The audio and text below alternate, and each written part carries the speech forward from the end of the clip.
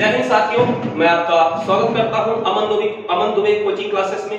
यदि हम बात करें दोस्तों आज के इस टॉपिक की, ये बहुत ही ज्यादा इंपॉर्टेंट टॉपिक है। जैसा कि आप व्हाइट बोर्ड में देख भी पा रहे होंगे, ये मध्य प्रदेश के खनिज संसाधन आज हम पढ़ेंगे। लेकिन मैं आपसे एक बात कहना चाहता हूं कि खनिज यदि हम देखें तो खनिज को आप व्हाइट बोर्ड में देख पा रहे होंगे। जितने भी इंपॉर्टेंट और जो भी महत्वपूर्ण खनिज है वो सब हमारे विंध्य क्षेत्र में ही पाए जाते हैं। और इस विंध्य क्षेत्र का नाम जैसा ही आता है तो हमारे यशस्वी ऊर्जावान हमारे मैहर के विधायक श्री नारायण त्रिपाठी जी का नाम याद आता है, क्योंकि जो उनकी अभी वर्तमान में जो मांग चल रही है इस विंध्य क्षेत्र को लेकर, तो दोस्तों आप उनका साथ दीजिए। और साथ कैसे देंगे, उनकी मांगों को आप समझिए कि वो किस प्रकार की मांग कर रहे हैं। चलिए आज हम पढ़ते हैं कि इस विंध्य क्षेत्र को समझते हैं। आज पढ़ाई के माध्यम से विंध्य क्षेत्र को समझते हैं। जैसे यदि हम बात करें दोस्तों कोयला की, यह कोयला यह हमारे मध्य प्रदेश में यह विंध्य क्षेत्र में ही सर्वाधिक पाया जाता है। कोयला आप देख पा रहे हैं, ये जो कोयला की जो पेटी है ये दोस्तों ये सर्वाधिक हमारे मध्य प्रदेश के विंध्य क्षेत्रों में ही पाई जाती है।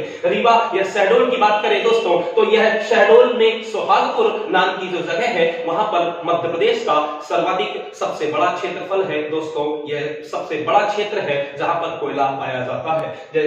इस तरह और भी यदि हम जाने तो यदि हीरे के बात करें तो दोस्तों यह पूरे भारत में हीरा हमारे मध्य प्रदेश में ही पाया जाता है और वो भी विंध्य क्षेत्र में पाया जाता है। यदि हम विंध्य क्षेत्र की बात करें तो छतरपुर, पन्ना और सतना जिलों में हीरा की खदानें पाई जाती हैं पूरे भारत में। यदि बात करें हमारे मध्य प्रदेश में प्रथम नंबर है हीरे के लिए तो यह भी विंध्य क्षेत्र में है। कोयला जो बहुत ही महत्वपूर्ण है, यह दोस्तों यहां से बिजली बनाई, इस कोयले से हमारे भारत में सर्वाधिक बिजली कोयले से ही बनाई जाती है, वो भी सर्वाधिक मध्य प्रदेश में विंध्य क्षेत्र में ही पाया जाता है। यदि बात करें और भी यदि हम विंध्य क्षेत्र के बारे में तो विंध्य क्षेत्र में दोस्तों सारी चीजों की एकदम बहुलता पाई जाती है, क्योंकि खनिज जमीन के नीचे से ही निकलता है। और हमारे मध्य प्रदेश की ऊर्जा राजधानी दोस्तों इस सिंगरौली को कहा जाता है। यहाँ की बिजली दोस्तों दिल्ली तक पहुंचाई जाती है। यदि हम बात करें रीवा में हाल ही में यदि अभी आपने देखा होगा कि हमारे यशस्वी ऊर्जावान हमारे दोस्तों प्रधानमंत्री जी ने यहाँ पर इसका शिलान्यास किया है। यह हमारे रीवा में स्थित एशिया का सबसे बड़ा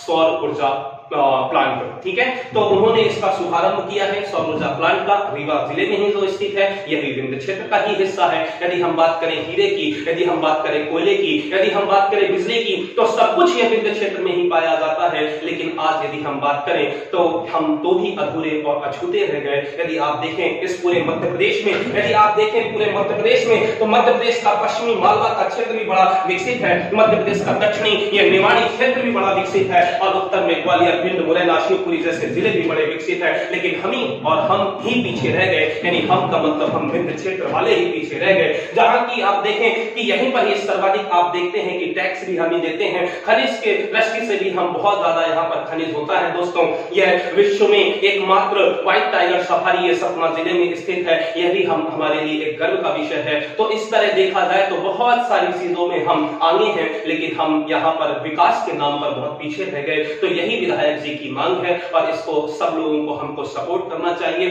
उनकी आवाज को और बुलंदियों तक पहुंचाना चाहिए। मैं एक आम शिक्षक हूं और आप भी एक आम स्टूडेंट हैं, लेकिन हम ही आम लोगों से ही मिलकर उनकी आवाज को और बुलंद बनाया जा सकता है। और यही जब भी कभी भी क्रांति हुई है इतिहास में तो आपने देखा होगा कि बहुत ही एक नॉर्मल व्यक्ति के द्वारा ही हुई है, फिर वही व्यक्ति कुछ बड़ा इतिहास लिख जाता है। तो इसी तरह हमारा आपसे सबसे निवेदन है कि उनका आप साथ दीजिए और उनकी आवाज को मामा जी यानी हमारे मुख्यमंत्री और हमारे देश के प्रधानमंत्री तक पहुंचाइए। या तो हमारे लिए रोजगार के अवसर अच्छे प्रदान करें या शिक्षा की व्यवस्था कराएं, कोई बड़ा संस्थान यहाँ खुलवाएं। और दोस्तों साथ ही साथ यहाँ पर यदि देखें तो स्वास्थ्य के मामले में भी हम बहुत पिछड़े हैं। आपने कोरोना के समय में देखा होगा कि किस तरह आपको परिस्थितियों का सामना करना पड़ा। तो विंध्य क्षेत्र सभी में यदि आगे होने के बावजूद भी यह पीछे रह गया। यह विकास के नाम पर, यह शिक्षा के नाम पर दोस्तों, यह स्वास्थ्य के नाम पर। यदि खेलों की बात करें तब भी हमारे यहाँ कोई यदि बात करें तो नेशनल लेवल का कोई भी यहाँ पर एक ग्राउंड तक नहीं है। तो इन्हीं सभी बातों को जोड़ते हुए